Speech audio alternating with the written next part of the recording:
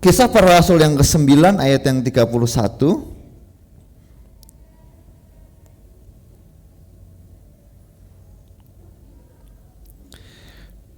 Kalau kita baca di Kisah Para Rasul 9, kita akan melihat bagaimana peristiwa tentang Saulus bertobat. Ya. Sebelum menjadi Paulus, ada Saulus yang bertobat. Dan di perikop itu ditutup dengan ayat yang sangat luar biasa, yang 31 dikatakan seperti ini. Selama beberapa waktu jemaat di seluruh Yudea, Galilea, dan Samaria berada dalam keadaan damai. Jemaat itu dibangun dan hidup dalam takut akan Tuhan, jumlahnya makin bertambah besar oleh pertolongan dan penghiburan Roh Kudus. Saya mau bacakan di versi Amplified Bible-nya. So the church throughout Judea and Galilee and Samaria enjoyed peace, damai, without persecution, tanpa ada gangguan apapun, being built up in wisdom, virtue, and faith. Jadi jemaat pada waktu itu di Yudea, Galilea, dan Samaria, mereka benar-benar dibangun dalam hikmat, iman, mereka diajar secara luar biasa. Dan ada dua poin penting di situ. And walking in the fear of the Lord, mereka berjalan dalam takut akan Tuhan, and in the comfort and encouragement of the Holy Spirit. Mereka hidup dalam penghiburan dan pertolongan dan penguatan daripada Roh Kudus. Dan dikata it continue to grow in numbers.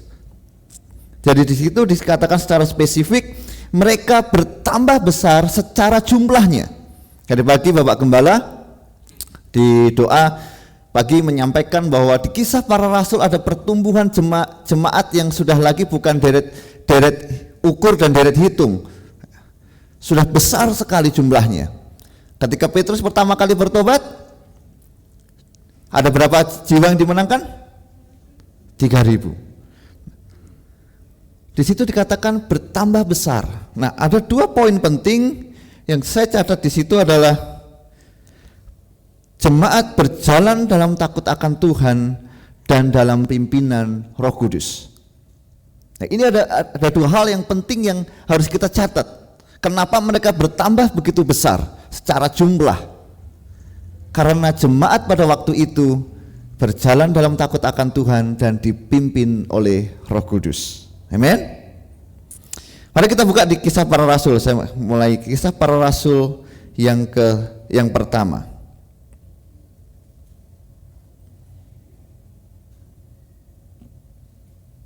Ayat ke-6.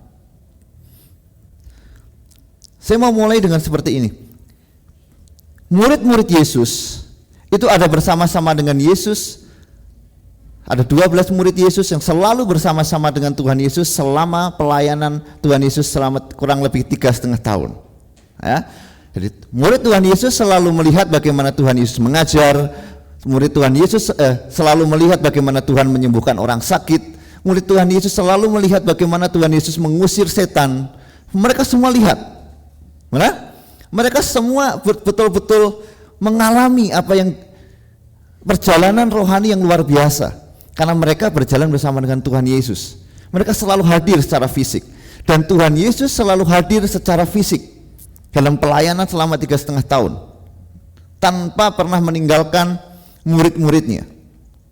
Ya kan, karena murid-murid selalu ngikut kemana-mana. Jadi saya pikir bahwa pemuridan yang luar biasa ini terjadi karena 12 murid Yesus ini selalu melihat apa yang dilakukan oleh gurunya. Mulai pagi, siang, dan malam dia melihat bagaimana gaya hidup Tuhan Yesus.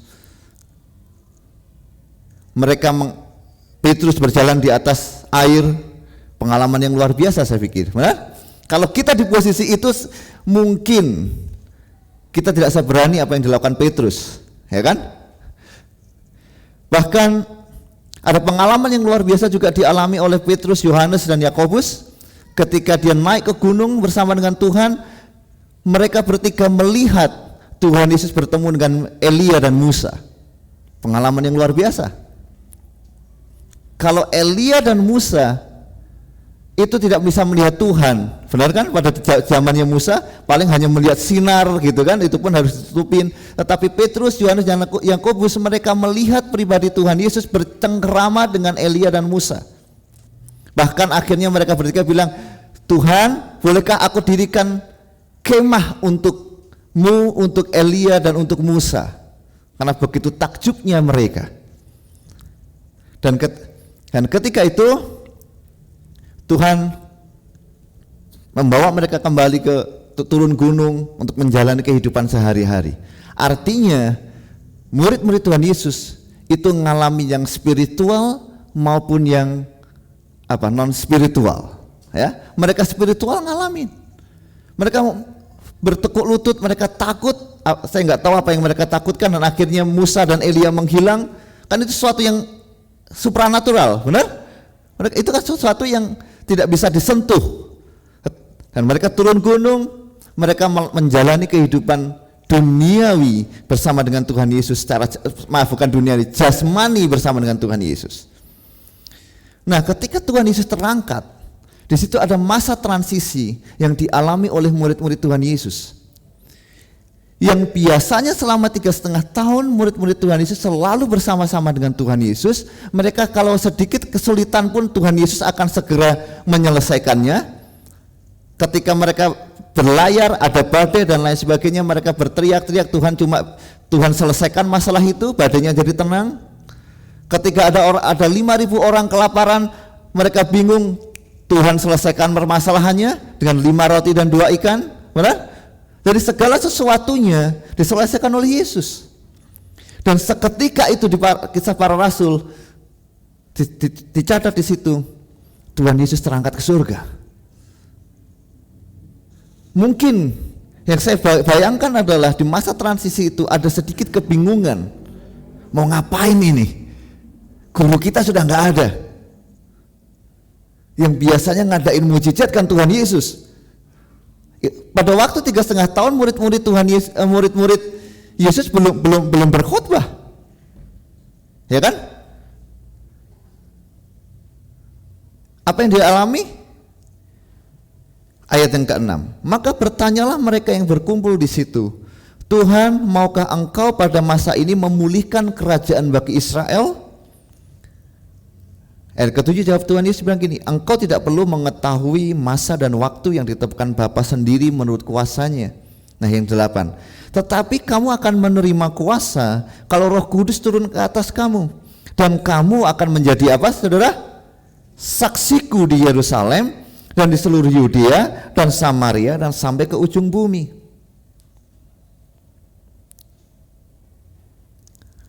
Jadi kapan murid Yesus menjadi saksi Tuhan?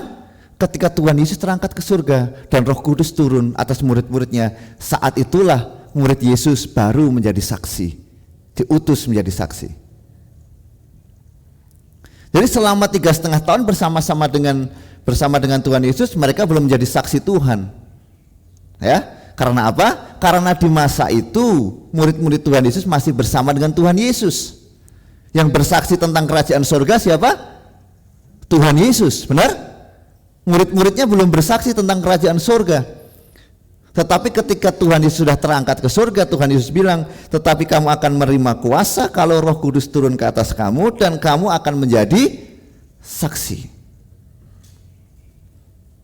Jadi kapan murid-murid Tuhan Yesus menjadi saksi Tuhan, menjadi saksi kerajaan surga?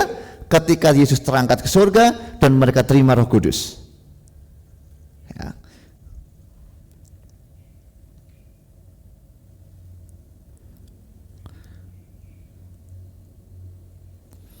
Di Amplified dikatakan, but you will receive power and ability. Ada kuasa dan kemampuan. Bukan hanya kuasa, tetapi dikatakan di situ, you will receive power and ability when the Holy Spirit comes upon you. Jadi bukan hanya kuasa, saudara, tapi ada kemampuan. Jadi bagaimana kita bisa menjadi saksi Tuhan yang punya kuasa dan punya kemampuan? Ketika Roh Kudus turun atas kita. Amen. Jadi ketika kita terima Tuhan Yesus saat itu juga Roh Kudus turun atas kita, dan saat itu juga kita menjadi saksi Tuhan yang punya kuasa dan kemampuan. So we have a power and ability. Amen. Ngomong sama kanan kirinya, aku punya kuasa dan kemampuan. Jadi setiap kita saat ini, kita semua tanpa terkecuali, mau yang berbahasa lidah, mau yang tidak, mau yang bisa nengking setan, mau yang tidak, kita semuanya sama, kita punya kuasa dan kemampuan yang sama karena kita punya Roh Kudus. Amen. Kapan kita terima Roh Kudus? Ketika kita menyerahkan hidup kita sama Tuhan Yesus. Ketika kita terima Tuhan Yesus, maka Roh Kudus turun atas kehidupan kita. Nah, saya mau bawa kita semua untuk sedikit memahami lagi kembali. Saya pikir semua sudah tahu bahwa hidup kita itu terdiri dari tubuh, jiwa, dan roh. Siapa setuju dengan saya? Amen? Kita tubuh, jiwa, dan roh. Nah, saya mau mengajak 3 orang untuk berkhotbah bersama-sama dengan saya. Saya volunteer, ada Soring mungkin. Ada 2 orang lagi, Soring bisa tunjuk temannya. Ada siapa yang di belakang? Anak Yud aja yang tahan berdiri lah. Siapa namanya? Vicky. Apa tadi? Sorry. Anak Yud. Kakaan? Oh, kakaan ke anak Yud? Enggak. Wempi bisa ke depan? Bisa ditinggal kan? Atau Hanok aja? Kalau Wempi tugas ya, Hanok. Berdiri di sini. Nah, mereka masih kuat berdiri kan? Ya. Agak jauh jaraknya, jangan sekalian kan sudah sering berdekatan kan. Sini Hanok. Nah, kita umpamakan bahwa Hanok ini tubuh, Vicky ya?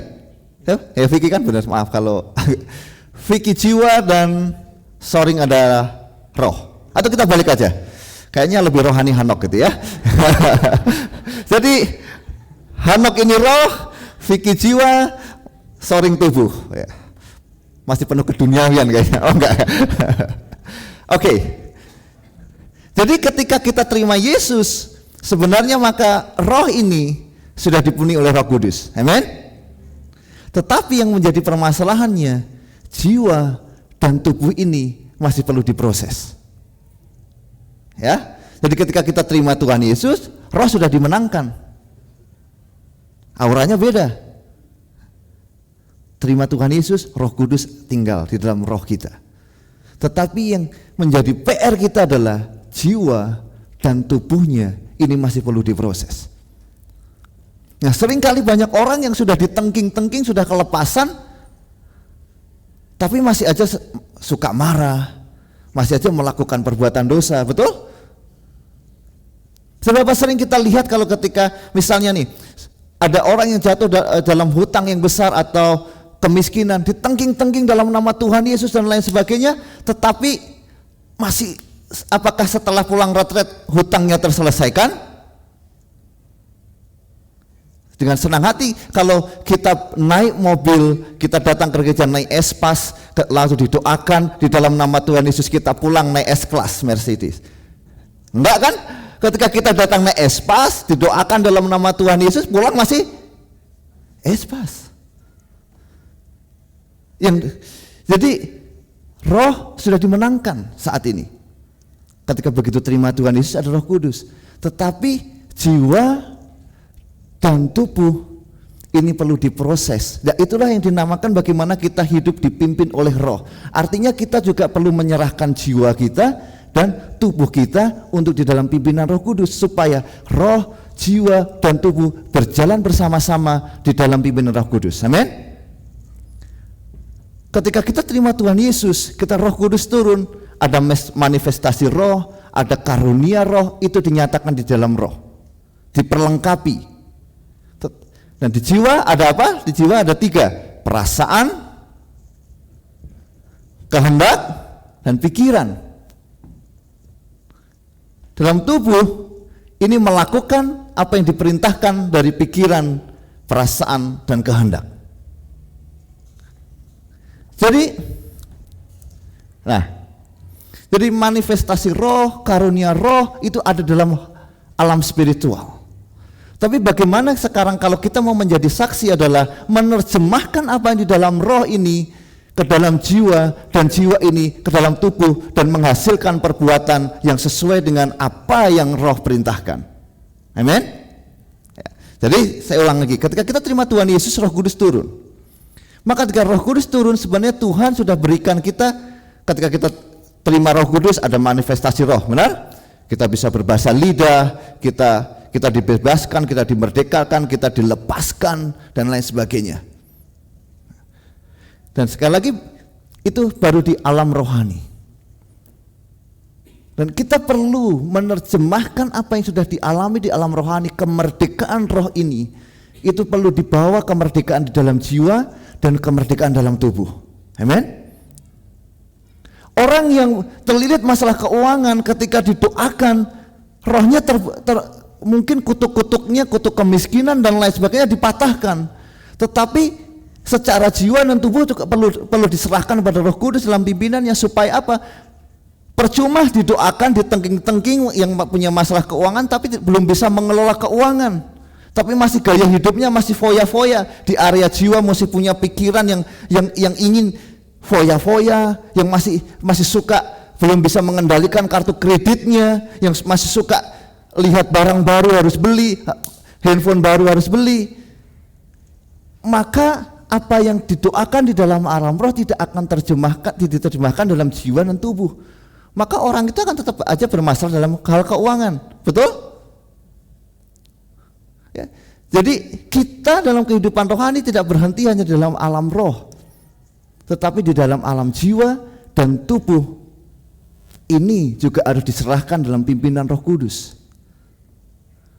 Sehingga ketika roh kita sudah dimenangkan, maka pikiran, perasaan dan kehendak kita serahkan dalam pimpinan Roh Kudus, supaya apa? Roh Kudus ajar hidup kita di dalam alam jiwa kita, sehingga kita menghasilkan perbuatan yang di sini sesuai dengan apa yang Roh Kudus inginkan. Amin.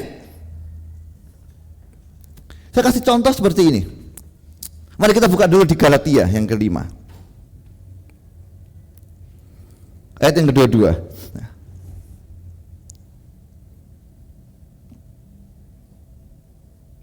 Galatia yang kelima ayat yang kedua-dua.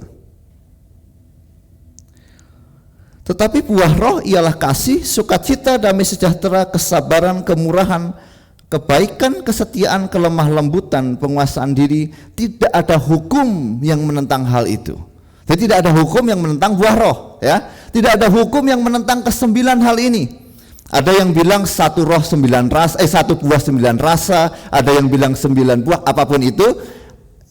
Kita ingat yang 9 ini, ya. Ada kasih, sukacita, damai sejahtera, kesabaran, kemurahan, kebaikan, kesetiaan, kelemah lembutan, dan penguasaan diri. Nah, contohnya seperti ini. Hanok ketika terima Tuhan Yesus, Roh Kudus turun atas hidupnya, rohnya dipenuhi oleh Roh Kudus. Amin. Dan rohnya tidak bisa dicuri. Tetapi jiwanya ketika dia dipenuhi dengan pimpin Roh Kudus, maka pikiran, kehendak dan perasaan Hanok yang ada di sini, ketika dia menyerahkan bersama pimpinan pada Roh Kudus, maka akan ada pengharapan, akan ada sukacita muncul di dalam, ada kelemah lembutan di dalam jiwanya. Pikirannya yang tadinya keras, mungkin pikirannya menjadi lembut. Hatinya yang tadinya keras menjadi hati yang lembut. Dan 9 buah roh itu termanifestasi di dalam kegiatan jasmaninya soring ini. Maka dalam tindakannya dia penuh dengan kasih, dia penuh dengan sukacita, dia penuh dengan kelemah lembutan, dia penuh dengan kesabaran. Banyak yang pulang retret, capek, pulang dari gereja, didoakan, berbahasa lidah keras-keras di dalam gereja, tetapi pulang, makanan belum tersedia, rumah kotor, tidak ada kesabaran, marah-marah. Sering terjadi? Atau pulang dari gereja berbahasa lidah, pulang dari retret bahasa lidah, didoakan, mungkin tumbang ke kanan, tumbang ke kiri, tumbang depan, tumbang belakang, pulang masih kasar terhadap suami atau istri atau anaknya. Karena apa? Karena orang yang seperti ini di area jiwa dan tubuhnya tidak diserahkan dalam pimpinan Roh Kudus. Tetapi kalau dalam jiwa dan tubuhnya diserahkan dalam pimpinan Roh Kudus, maka hasil yang dikeluarkan itu ada sukacita, ada kasih, ada kelemah lembutan, ada kesabaran, ada damai sejahtera, ada pengendalian diri. Setuju, Bapak Ibu? Jadi bukan hanya roh kita bertobat, that's it, tetapi jiwa dan tubuh kita perlu serahkan kepada Tuhan. Apakah manifestasi roh, karunia roh tidak penting? Penting. Di 1 Korintus 14, Paulus catat di situ bilang seperti ini, kejarlah kasih dan usahakanlah karunia-karunia roh. Yang dikejar apa, saudara? Kasihnya. Karunia roh, manifestasi roh itu hanya untuk melengkapi pelayanan kita, tapi endingnya adalah tindakan kasih kita. Dan ketika kita punya buah-buah roh, kita penuh dengan sukacita, penuh dengan kasih, maka saat itulah kita menjadi saksi Kristus yang benar. Amin. Karena orang di luar gereja tidak menikmati manifestasi roh kita. Orang di luar gereja tidak melihat seberapa banyak kita berbahasa lidah. Tetapi orang di luar gereja melihat bagaimana pola pikir kita, bagaimana kehendak kita, bagaimana perbuatan kasih kita. Amin. Mereka enggak lihat. Mungkin kita berbahasa roh terus. Enggak. Mereka akan lihat bagaimana kita ngobrol sama mereka. Mereka akan lihat bagaimana kita melakukan kasih itu kepada mereka, sehingga mereka percaya bahwa memang ada Kristus di dalam roh kita. Amen. Jadi saya mau membawa kita semua bahwa jangan pernah berhenti hanya di dalam alam roh, tetapi biarkan di jiwa dan tubuh kita itu mengalami pimpinan Roh Kudus dan kita bisa menjadi saksi. Amen. Itu yang paling penting, Bapak Ibu. Bahasa roh penting-penting, bernubuat penting-penting, tetapi yang lebih penting adalah kau tunjukkan kasihmu kepada orang di luar sana. Amen. Bahasa roh akan berakhir, nubuatan akan berakhir, tapi kasih tidak akan berkesudahan. Jadi produknya adalah output kita ini bisa dilihat orang atau tidak, dimanapun kita berada. Dalam pekerjaan kita, dalam bisnis kita, percuma kita bahasa roh kencang-kencang dalam bisnis kita nipu. Kita nggak sama saja nggak menjadi saksi. Alangkah baiknya manifestasi roh, karunia roh dinyatakan. Pikiran perasaan kita dipenuhi dengan pimpinan Roh Kudus dan perbuatan kita pun mencerminkan bahwa kita dipenuhi oleh Roh Kudus. Maka saat itulah kita menjadi saksi. Iman, pengharapan, dan kasih. Sudah dengar itu? Ya. Iman itu di area sini. Ketika kita percaya Tuhan Yesus, iman kita dikuatkan. Ketika kita punya iman, maka muncul pengharapan. Yang tadinya mungkin sakit, sudah nggak mungkin disembuhkan, kata dokter begini begitu. Hutangnya kayaknya besar sekali. Ketika menyerahkan diri kepada Tuhan Yesus, maka muncul iman. Ketika kita muncul iman, ada pengharapan. Oh ya, aku punya Yesus yang dimana aku bisa bersandar. Muncul kasih. Dan yang terbesar dari semuanya itu adalah kasih. Iman tanpa perbuatan hakikatnya adalah mati. Mari kita bawa hidup kita hari ini setelah kita terima Tuhan Yesus. Kita tetap minta dipimpin oleh Roh Kudus di area pikiran, perasaan dan kehendak kita, sehingga apa yang kita lakukan mencerminkan kita anak Tuhan. Amen. Jadi di luar sana mereka akan lihat, oh Soring ini dulu begini sekarang begitu. Ada perubahannya. Tadi istri saya bisik-bisik ke saya, anak saya yang kecil tanya gini, Bunda, kenapa orang gereja itu baik-baik? Nah, artinya anak saya ini melihat melihatnya apa? Yang ada di sini, yang ada di perbuatan jasmaninya, betul? Ya enggak? Anak saya melihat kenapa orang gereja baik-baik, berarti dia melihat perbuatan baiknya ada di sini. Perbuatan baik bukan di alam roh, Bapak Ibu. Perbuatan baik ada di area tubuh jasmani kita, benar?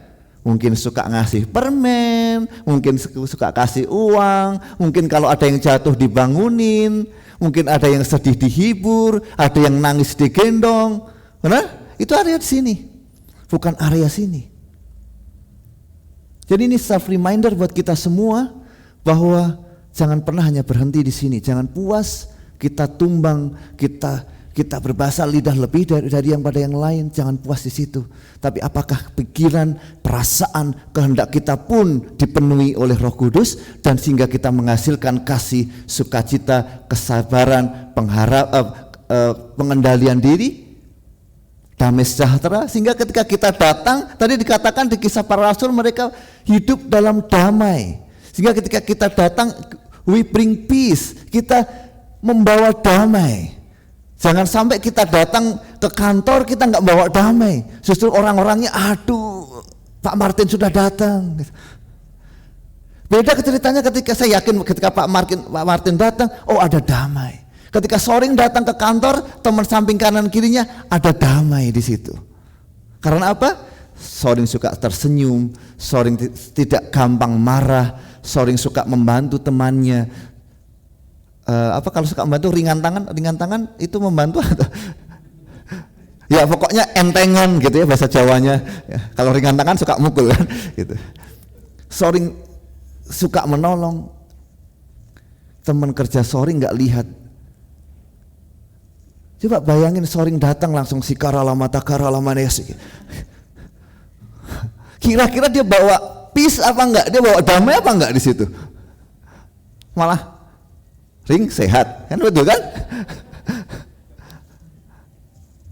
Tapi kalau Soring selamat pagi bawa makanan gorengan nih sama semuanya, aku hari ini ulang tahun karena tiap hari aku ulang tahun, dia akan disukai. Karena apa?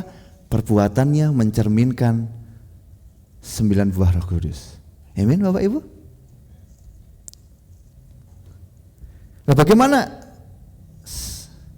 bagaimana kita sudah silahkan, terima kasih semuanya. Tepuk tangan buat mereka bertiga.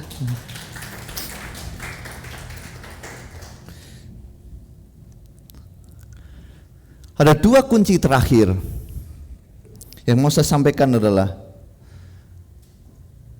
bagaimana kita bisa dipimpin oleh Roh Kudus. Yang pertama kita mesti sadar bahwa kita manusia terbatas dan Roh Kudus tidak terbatas. Sehingga kita butuh Roh Kudus. Yang kedua adalah kita sadar bahwa Roh Kudus adalah penolong dan kita butuh ditolong. Amen.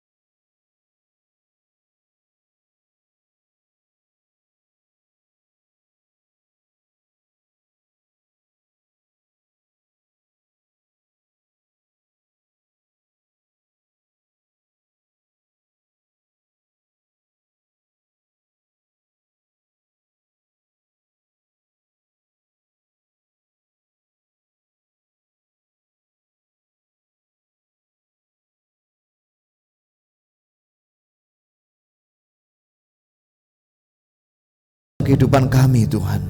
Kami menjadi pribadi yang mampu mengendalikan diri kami. Kami menjadi pribadi yang penuh dengan kasih Allah, dan hingga kami bisa menjadi berkat dan kami bisa menjadi saksi Tuhan dimanapun kami berada. Hamba-Mu selesai menyampaikan firman-Mu Tuhan. Bila Roh Kudus tetap bekerja di tengah-tengah kami semua Tuhan. Ketika kami berpisah, Roh Kudus tetap mempersatukan kami dalam satu ikatan kasih persaudaraan yang kuat Tuhan. Sehingga orang di luar sana melihat bahwa kami semua adalah orang-orang yang diurapi, orang-orang yang penuh dengan kasih, orang-orang yang rukun bersama, dan orang-orang yang diberkati Tuhan. Terima kasih Bapa, di dalam nama Tuhan Yesus kami berdoa dan mengucap syukur. Semua yang percaya berkata amin. Silakan duduk.